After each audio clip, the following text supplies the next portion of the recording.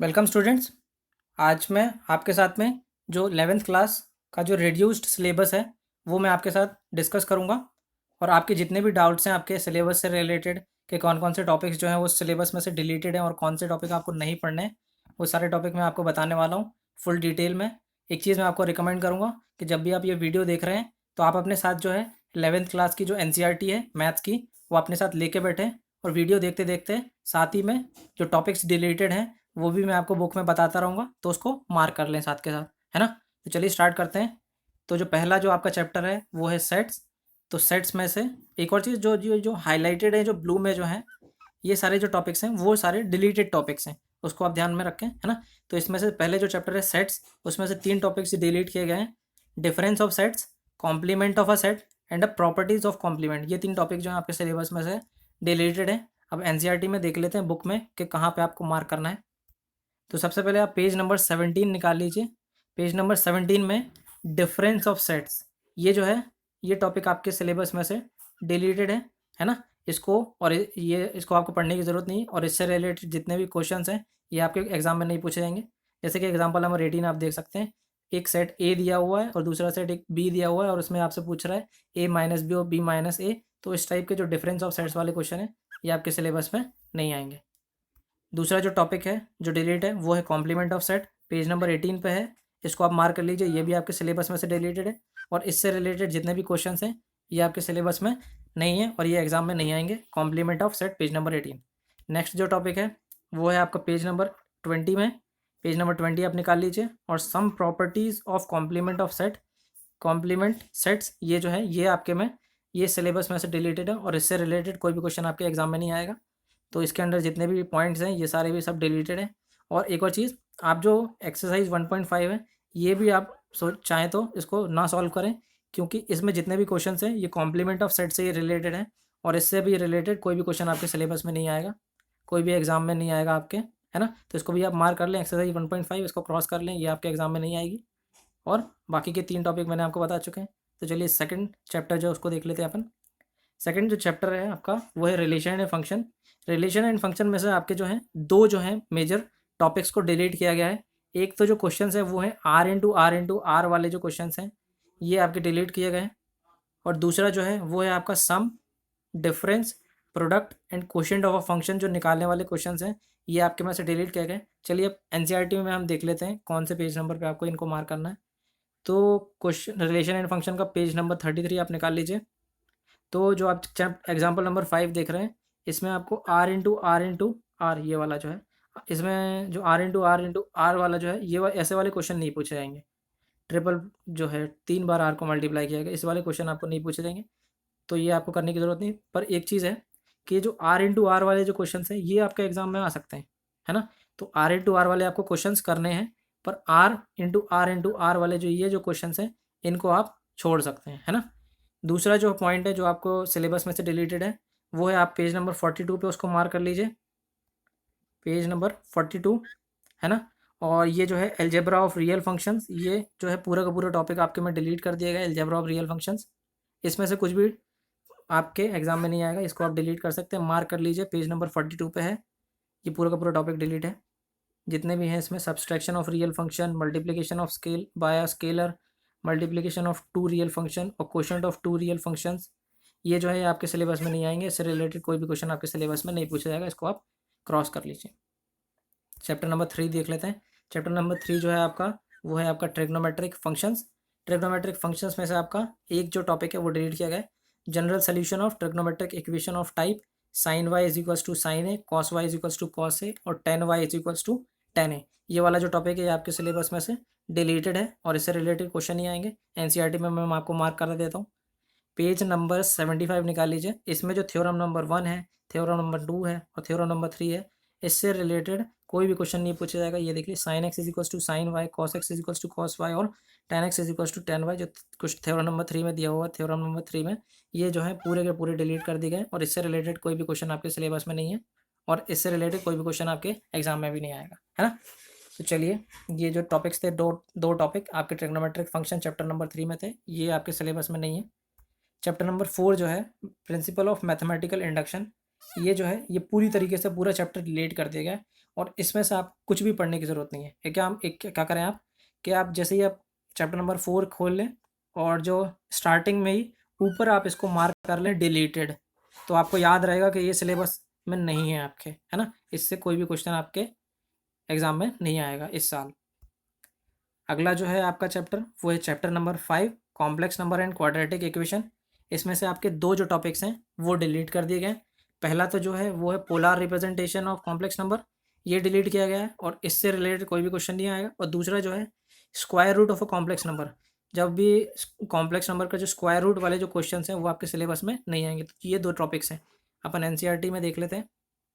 तो page number 106 में है, पेज नंबर 106 में ये जो है polar representation of complex number, इसको आप मार्क कर लें, क्रॉस लगा लें ऊपर छोटा सा कि ये आपके सिलेबस में नहीं है और ये आपके सिलेबस में नहीं है और एग्ज़ाम में भी नहीं पूछा जाएगा। दूसरा जो है वो है आप अपने चैप्टर के स्टार्टिंग में ऊपर में लिख लें और under root of A plus I B, मतलब कि स्क्वायर रूट निकालने वाले जो क्वेश्चंस हैं जो कॉम्प्लेक्स नंबर्स के, वो आपके सिलेबस में नहीं है और वो नहीं पूछे जाएंगे। आप चैप्टर के स्टार्टिंग में ही लिख लें ताकि आपको याद रहे आगे भी, है ना? चलिए अब 6 चैप्टर देख लेते हैं अपन। आपका जो 6 चैप्टर है वो है लीनियर इनइक्वालिटीज़। इसमें से आपका कुछ भी डिलीट नहीं होगा, ये पूरा का पूरा चैप्टर आपको पढ़ना है ना? इसमें से कुछ भी डिलीट नहीं है। तो क्या करें आप अपने जो चैप्टर नंबर 6 की जो स्टार्टिंग है ऊपर ही इसको लिख लें कि पूरा का पूरा चैप्टर आपको पढ़ना है। आप अपनी लैंग्वेज में लिख लें, चाहे इंग्लिश में चाहे हिंदी में, जैसे भी लिखना है आपको ऊपर ही मार्क कर लें पेंसिल से ताकि आपको याद रहे, है ना? चैप्टर नंबर 7 देख लेते हैं। चैप्टर नंबर 7 जो है आपका वो है परमिटेशन एंड कॉम्बिनेशन। इसमें से एक टॉपिक जो है वो डिलीट किया गया है, वो है आपका derivation of formula of NPR and NCR. NCR और एनपीआर के जो फार्मूला का जो डेरिवेशन है ये आपके सिलेबस से डिलीटेड है ना? वैसे भी इससे ज़्यादा सवाल क्वेश्चंस पूछे नहीं जाते थे आज तक, कम ही क्वेश्चन पूछे गए हैं इससे, पर फिर भी इस बार तो ये डिलीट ही कर दिया गया है। मैं एनसीईआरटी में बता देता हूँ, आपको मार्क कर लीजिए। पहला जो है वो है आपका पेज नंबर 141 पे derivation of formula for NPR, ये है डिलीटेड है, इसको आप क्रॉस कर लीजिए। इतना बड़ा क्रॉस मत लगाइएगा, हल्का सा बुक खराब होती है, छोटा सा क्रॉस लगा लीजिए, कहीं भी अंडरलाइन कर लीजिए, एनसर्कल कर लीजिए उसको, ताकि आपको याद रहे कि ये वो जो है टॉपिक डिलीट हो गया। दूसरा जो है वो पेज नंबर 150 पे है, थ्योरम नंबर 5 प्रूफ जो है एनसीआर का, ये भी डिलीटेड है, ये आपके सिलेबस में नहीं है, इसको आप क्रॉस कर लीजिए, मार्क कर लीजिए आप, ये आपके सिलेबस में नहीं है और ये इसके रिलेटेड कोई भी क्वेश्चन नहीं आएंगे, डेरिवेशन से रिलेटेड कोई क्वेश्चन नहीं आएगा, डराइव करने को आपको नहीं पूछा जाएगा, है ना? अब देख लेते हैं अपन 8 chapter binomial theorem. Binomial theorem जो पूरा का पूरा चैप्टर ही डिलीटेड है, इससे रिलेटेड कोई भी क्वेश्चन नहीं आएगा। आप अपने जो चैप्टर है चैप्टर नंबर 8 जो जहाँ पे स्टार्टिंग हो रही है उसकी, तो उसके स्टार्टिंग में ही ऊपर में है जो लिख लीजिए डिलीटेड, ताकि आपको याद रहे कि ये चैप्टर आपको नहीं पढ़ना, पूरी तरीके से डिलीट है ना? चैप्टर नंबर 9 देख लेते हैं। चैप्टर नंबर 9 जो है आपका सीक्वेंस सीरीज, इसमें से आपका बेसिकली एक ही टाइप का जो है वो डिलीट किया गया, एक ही टाइप के जो सीरीज के जो सम है, sum of first and natural numbers और sum of squares of first and natural numbers और cubes of N natural numbers, इनसे रिलेटेड जो क्वेश्चन है वो आपके सिलेबस में नहीं आएंगे। एनसीईआरटी में देख लेते हैं कौन से क्वेश्चंस नहीं आएंगे। पेज नंबर जो है वो है 194 में जो है sum to N terms of special series, इससे रिलेटेड जितने भी क्वेश्चंस हैं ये आपके सिलेबस में नहीं आएंगे, इसको आप मार्क कर लीजिए कि sum of n terms of special series ये आपके सिलेबस से डिलीटेड है और इससे रिलेटेड कोई भी क्वेश्चन आपके एग्जाम में नहीं आएगा, है ना? सीक्वेंस सीरीज से ये डिलीटेड टॉपिक है, पेज नंबर 194 पे।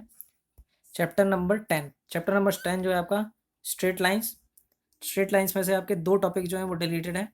शिफ्टिंग ऑफ ओरिजिन्स, जितने भी रिलेटेड क्वेश्चन है वो आपके सिलेबस से रिलेटेड है। और दूसरा जो है equation of family of lines passing through the point of intersection of two lines, है ना? तो ये वाला टॉपिक भी आपके सिलेबस में डिलीटेड है। तो आप क्या करें, जहाँ पे भी आपका चैप्टर स्टार्ट हो रहा है यहाँ पे आप दोनों चीज़ें लिख लें कि ये चीज़ें आपकी डिलीटेड है।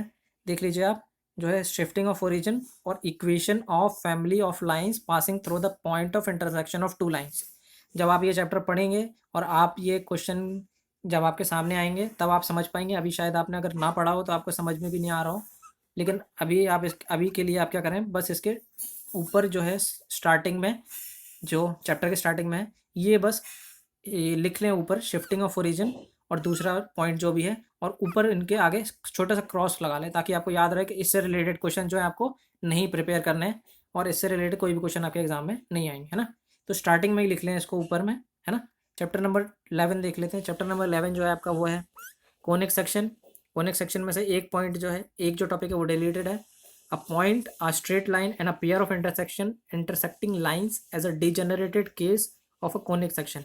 ये हो सकता है ये भी आपको समझ ना आ रहा हो कि ये क्या बोल रहा हूँ मैं, क्योंकि आपने अभी पढ़ा ही नहीं होगा, है ना। हो सकता है कुछ लोगों ने जो आईआईटी की तैयारी कर रहे हैं उन्होंने पढ़ रखा हो, पर मैक्सिमम लोगों ने इनके बारे में अभी नहीं पढ़ा होगा। तो मैं आपसे कहूँगा कि ये सिर्फ आप एनसीईआरटी में अपना मार्क कर लें, और जब भी आप ये चैप्टर पढ़ें ये ध्यान रखें कि ये चैप्टर जो है डिलीट हो चुका है आपके सिलेबस से। पेज नंबर आप निकाल सकते हैं, पेज नंबर कौन सा है, पेज नंबर 238। पेज नंबर 238 पे जो डिजनरेटेड कोनिक सेक्शंस हैं इसको आप मार्क कर लीजिए। ये आपके वो सिलेबस से डिलीटेड टॉपिक है, और ये आपके सिलेबस में इससे रिलेटेड कोई भी क्वेश्चन नहीं आएगा, है ना। देख लेते हैं अगला जो चैप्टर है वो है आपका introduction to three dimensional geometry.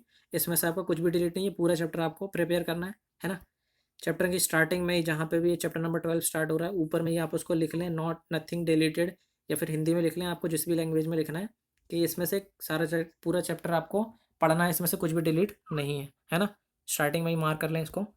अगला जो है वो है आपका limits and derivative. Same case यहाँ पे भी, ये भी चैप्टर आपको पूरा प्रिपेयर करना है, इसमें से भी आपका कुछ भी डिलीट नहीं है, इसको आप ऊपर ही लिख लें सिमिलरली कि नथिंग डिलीटेड, है ना, कि कुछ भी इसमें से डिलीट नहीं हुआ है। और पूरा का पूरा चैप्टर आपको प्रिपेयर करना है, कौन सा, लिमिट्स एंड डेरिवेटिव भी करना है। और आपका जो चैप्टर नंबर 12 है थ्री डायमेंशनल ज्योमेट्री, इसमें से भी कुछ भी डिलीट नहीं हुआ है, ये भी आपको पूरा का पूरा चैप्टर जो है वो प्रिपेयर करना है। अब अपन चैप्टर नंबर 14 देख लेते हैं। चैप्टर नंबर 14 जो है मैथमेटिकल रीजनिंग, ये पूरा टॉपिक डिलीटेड है, पूरा का पूरा चैप्टर ही डिलीट कर दिया ये वाला भी। तो इसको आप चैप्टर की स्टार्टिंग में ही लिख लें, जहाँ भी चैप्टर 14 स्टार्ट हो रहा है एनसीईआरटी में, डिलीटेड ऊपर ही डाल लें, ताकि आपको याद रहे कि ये चैप्टर आपको नहीं पढ़ना है ना। चैप्टर नंबर 15, चैप्टर नंबर 15 जो है आपका स्टैटिस्टिक्स। स्टैटिस्टिक्स में से एक टॉपिक जो है analysis of frequency distribution with equal means but different variances. ये टॉपिक जो है ये आपके सिलेबस से डिलीटेड है। आपको मैं एनसीईआरटी में बता देता हूँ, क्योंकि अभी तो आप समझ नहीं पा रहे होंगे कि ये क्या क्या है। तो एनसीईआरटी में आप इसको अभी के लिए मार्क कर लें कि ये टॉपिक जो है डिलीटेड टॉपिक है, और ये नहीं आएगा आपके एग्जाम में। पेज नंबर 372 आप निकाल लें, जो एनालिसिस ऑफ फ्रीक्वेंसी डिस्ट्रीब्यूशन है, ये टॉपिक जो है डिलीटेड है, इससे रिलेटेड कोई भी क्वेश्चन आपके एग्जाम में नहीं आएगा।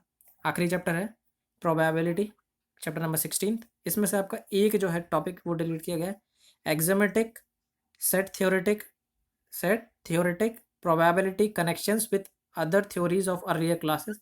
ये जो टॉपिक है ये आपके सिलेबस से डिलीटेड है ना। तो मैं आपको एनसीईआरटी में बता देता हूँ कहाँ पे है और कौन सी पढ़नी है आपको। ये चैप्टर नंबर पेज नंबर 394 में एक्समेटिक अप्रोच टू प्रोबेबिलिटी, इसको आप मार्क कर लें, क्रॉस लगा लें कि ये जो टॉपिक है आपके सिलेबस से डिलीटेड है, और इससे रिलेटेड कोई भी क्वेश्चंस जो है आपके सिलेबस में नहीं पूछा जाएगा, है ना। तो आइए आपको मैंने आपको सारे के सारे चैप्टर का बता दिया कि कौन से टॉपिक रिलेटेड हैं और कौन से जो चैप्टर्स हैं आपको पूरे पूरे पढ़ने हैं। मुझे लगता है आपको समझ आ गया होगा। और आपने अगर एनसीईआरटी में अभी भी आपने मार्क नहीं किया है, तो मैं क्या करूँगा, आपको ये जो प्रेजेंटेशन है जो मैंने बनाई है, इसकी मैं लिंक आपको डिस्क्रिप्शन में दे दूँगा, तो आप वहाँ से जाके ये डाउनलोड कर सकते हैं। मैंने इसमें इस प्रेजेंटेशन में आपको पूरी अच्छी तरीके से बता रखा है, मार्क करके रखा हुआ है कि कौन कौन से टॉपिक डिलीटेड है ना। जैसे कि ये जो हाईलाइटेड पोर्शन है ये वाले डिलीटेड पोर्शन है, आपको आसानी से समझ आ जाएगा। और यहाँ पे भी मैंने आपको एनसीईआरटी में के पेज नंबर भी बता रखे हैं, तो आप वहाँ से जाके इसको आप बाद में चाहें तो मार्क कर सकते हैं, चाहें तो आप डिस्क्रिप्शन में लिंक दे रखी है, वहाँ से आप डाउनलोड कर सकते हैं इस पीपीटी को, है ना। Thank you for watching. अगर आपको वीडियो अच्छा लगा हो और आपको सिलेबस पूरा का पूरा समझ आया हो, तो आप वीडियो को लाइक ज़रूर करें और अपने फ्रेंड्स के साथ शेयर करें, ताकि उनको भी सिलेबस पूरी तरीके से क्लियर हो जाए। और अगर आप चाहते हैं कि मैं कोई दूसरे सब्जेक्ट के लिए भी ऐसी सिलेबस का रिड्यूस जो सिलेबस है उसके ऊपर वीडियो बनाऊं, तो आप मुझे कमेंट सेक्शन में बता सकते हैं, मैं उसके लिए भी आपके लिए वीडियो प्रिपेयर कर दूंगा। Thanks for watching.